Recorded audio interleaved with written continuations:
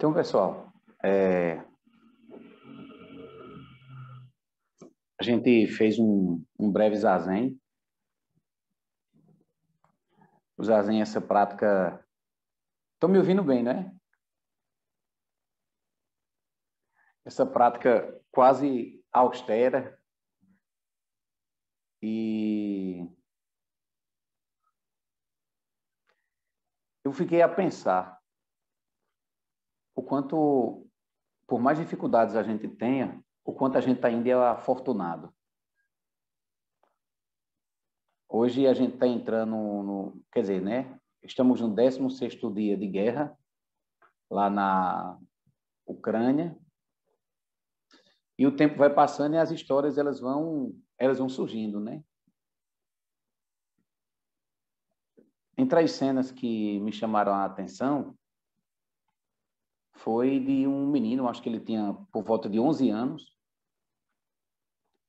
e a mãe não podia fugir com ele, e a mãe precisava ficar cuidando da avó do menino, e o menino fugiu sozinho. Cruzou a fronteira, não me lembro se foi com a Polônia ou se foi com a Romênia. E quando ele chegou do outro lado, ele foi extremamente bem recebido. Depois ele já conseguiu falar com a mãe dele. Mas olha que coisa brutal. Uma criança naquela condição, tendo que ser adulto, tendo que enfrentar uma situação dificílima, mas quando chegou em um outro país, foi muito bem recebido e já conseguiu conversar com a sua mãe. E assim, por mais que a gente tenha alguma dificuldade, dificilmente nesse momento, algum de nós estará fugindo de uma bomba. A gente consegue passar um tempo, 20 minutos, 25, 30 minutos, quietinho, observando a respiração, ar que entra, ar que sai, sem ter um medo intenso de ter seu corpo bombardeado, de ter seu corpo físico atingido por alguma coisa. A gente pode se considerar, no mínimo, afortunado por isso. Por mais dificuldade que tenhamos, a gente ainda consegue ter as refeições decentemente. É uma coisa tão simples, mas que se a gente não para, não olha, não observa, a gente pode cometer uma grande falha, que é não ter essa mente de agradecer pelas coisas simples da vida. Olha que coisa importante. Nós temos um lar. Nós podemos trabalhar a nossa mente, nós podemos trabalhar as nossas emoções. Tem pessoas que de repente desejam, mas não têm condições de fazer isso.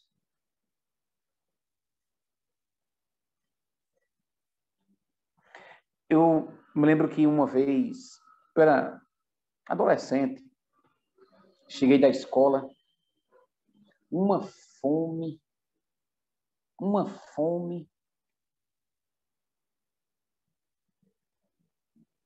Aí minha mãe disse, meu filho, venha comer, está aqui a sua comida.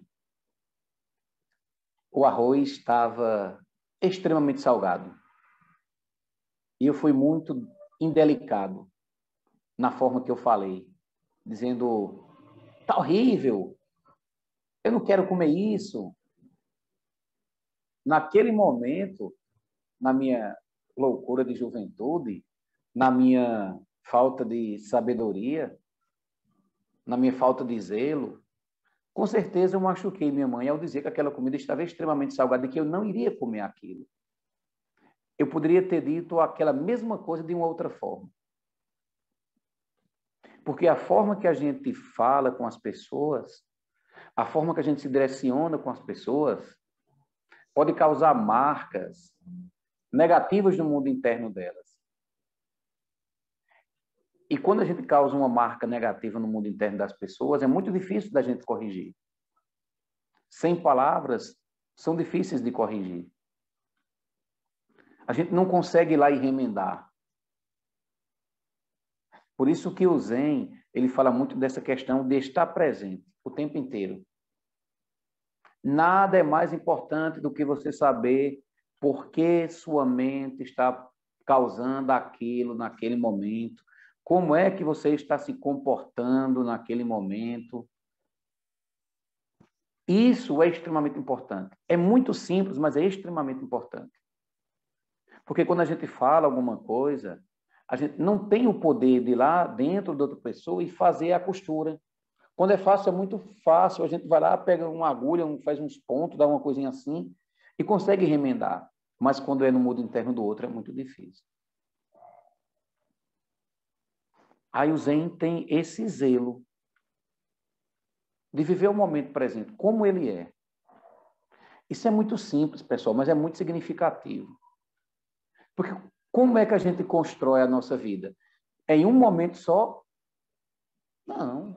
A gente constrói a nossa vida individual e coletiva um dia após o outro.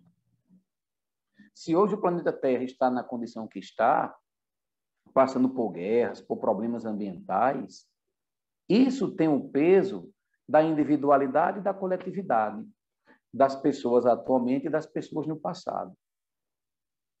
Porque não existe um eu sozinho, separado. Eu faço tudo certo e as pessoas que não fazem.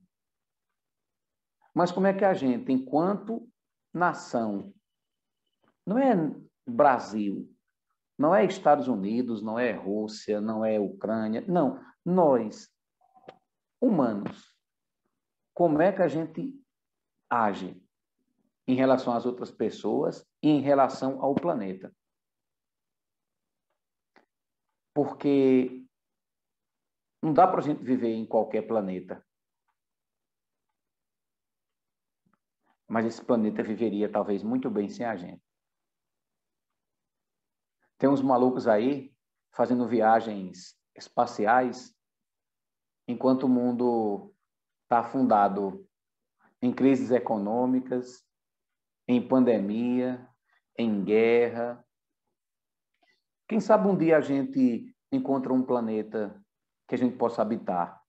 Desculpe, mas vocês não vão. Ou melhor, talvez nós não iremos, porque nem todo mundo vai ter a condição de ir para tal. Enquanto a gente entender que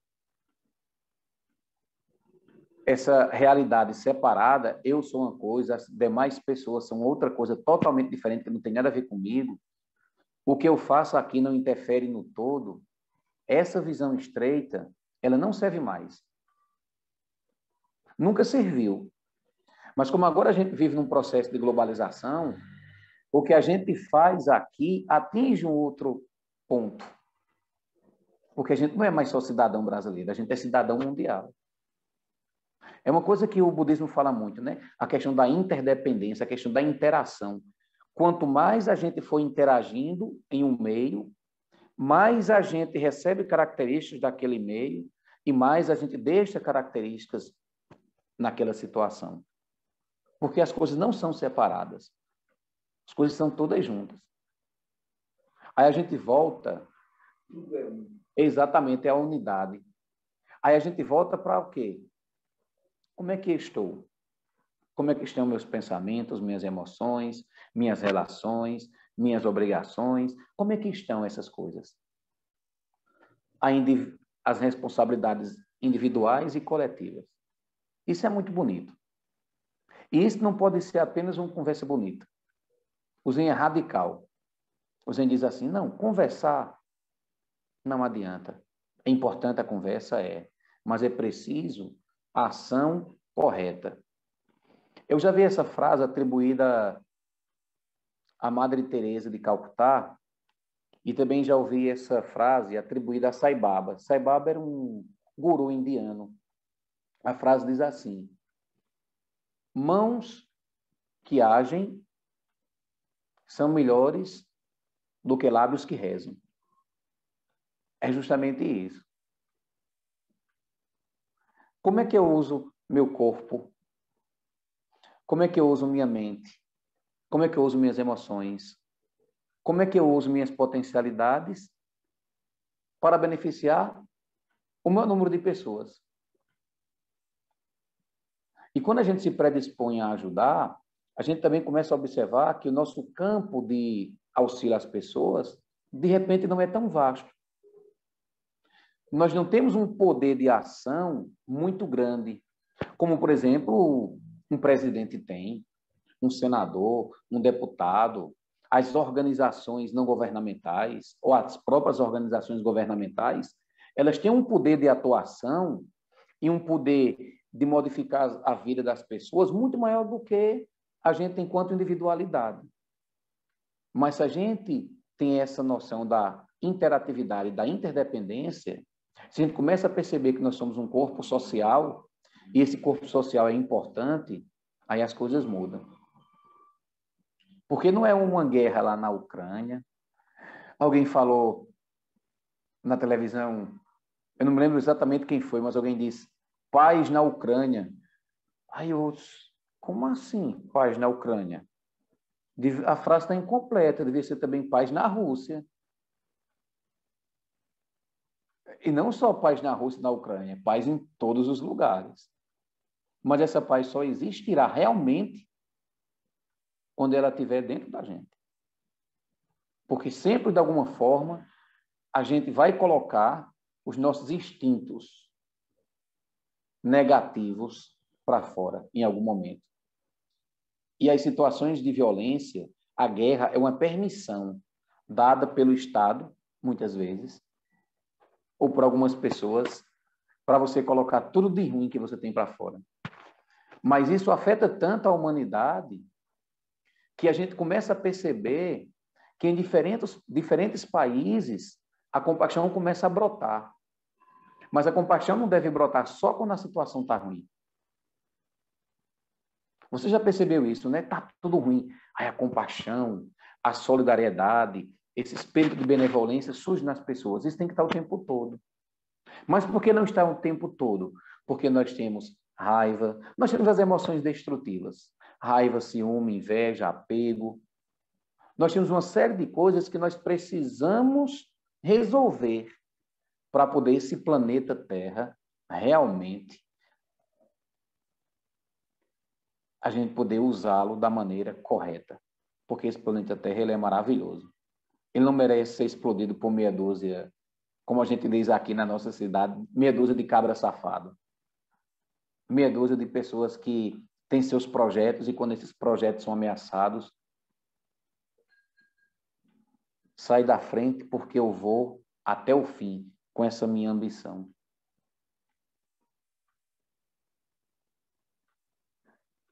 Algumas pessoas não entendem o budismo. Quem não entende o budismo pensa que o budismo é isento.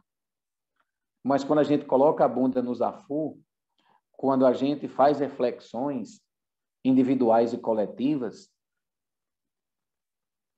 é alguma coisa muito revolucionária. O Zen gosta sempre de dizer isso. A prática começa quando eu me levanto da almofada. A prática começa quando eu me levanto do zafu, quando eu me levanto do meu cantinho de meditação. Porque esse ser revolucionário que surge durante o zazen, que a gente precisa levar para o nosso dia a dia. A gente vai conseguir todas as vezes? Não. Porque nós temos o quê? Muitas emoções destrutivas que vão surgir em determinados momentos. Por isso que o zazen é importante, porque o zazen, ele baixa um pouquinho a poeira.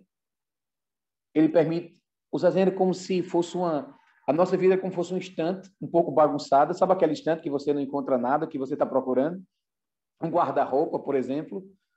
Aí está lá tudo bagunçadozinho. Aí a gente senta em zazen. Aí os livros, as roupas, a gente vai organizando. De maneira que a gente vai começar a ver as coisas que têm acontecido dentro da gente. Coisas que antes a gente não via. Então, quando esses conteúdos internos, eles passam a nos visitar menos, esses conteúdos internos negativos, é mais fácil da gente ver como a gente constrói as coisas.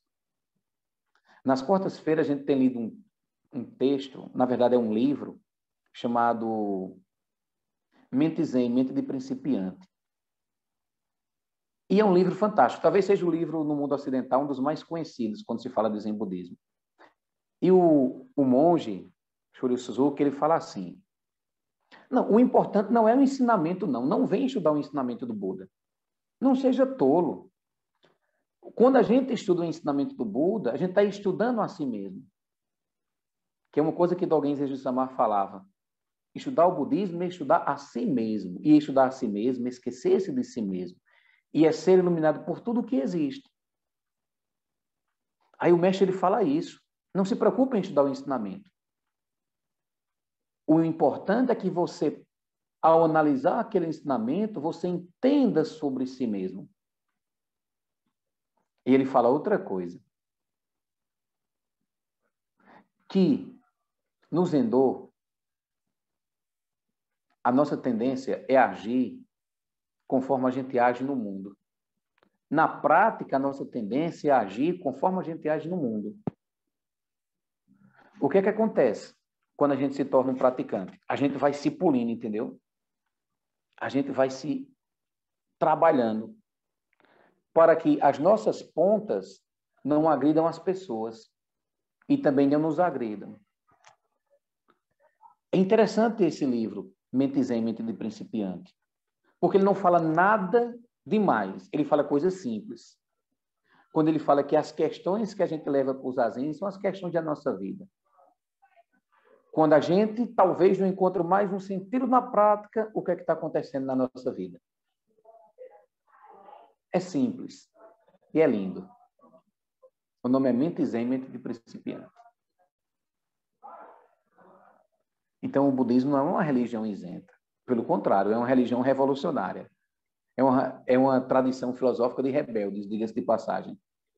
Porque você ficar sentado no zafu, sentado numa cadeira, vendo aquele monte de coisa acontecer no seu mundo interno, o corpo dói, mente dói, emoção que brota o tempo inteiro, e você tenta renunciar àquilo, que ser esse que vai se levantar do zafu depois. E se você tiver uma coisa importante, que é a determinação, que renascimento importante a gente vai ter? Sem precisar morrer fisicamente. Sem precisar esquecer de nome, sem precisar esquecer de um bocado de coisa. De maneira que as pessoas vão te ver e vão dizer, ué, por que está diferente? Só que a gente fica diferente por um tempo, só que nós somos nós somos seres que temos muitas coisas incrustadas. Nós temos muitas coisas cristalizadas. Que elas vão tentar se manifestar de alguma forma depois. É aí que realmente começa a prática. Essa primeira parte, que parece ser difícil, é a mais fácil. Porque quando você limpa, que começa realmente a praticar, você começa a observar depois que tem muita coisa cristalizada. É aí que o praticante realmente nasce. Por enquanto está tudo muito bem e bonito.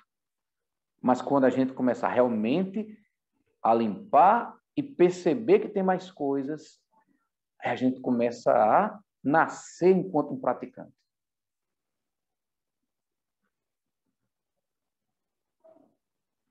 Eu não conheço nada mais maravilhoso, nem um suco bem gelado, nem um café bem quentinho em um dia frio, do que o zazen. Quando você realmente consegue estar na sua presença verdadeira, sem aquele tumulto de emoções e pensamentos. Eu adoro bolo com leite, mas bolo com leite perde. Bolo com leite perde. Para mim, quando eu faço um zazen muito bem feito.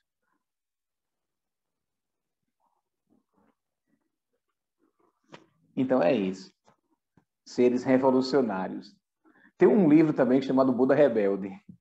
Esse livro eu nunca li todo, mas eu já coloquei em palestra trechos dele que tem na internet. É um pouco disso também, sabe? O Buda Rebelde. Sejamos rebeldes. Não sejamos... Não. A gente tem poder de ação.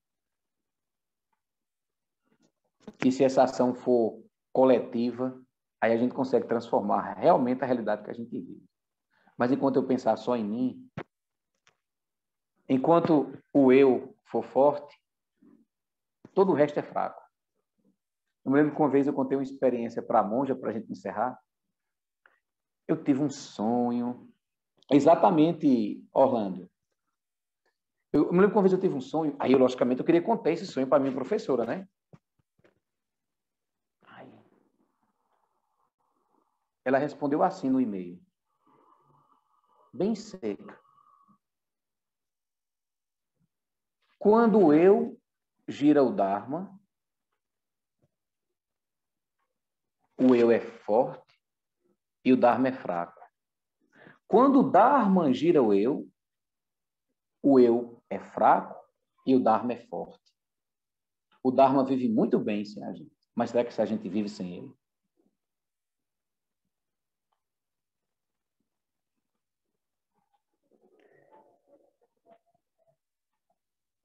Que os méritos de nossa prática se estendam a todos os seres, que possamos nos tornar o caminho iluminado.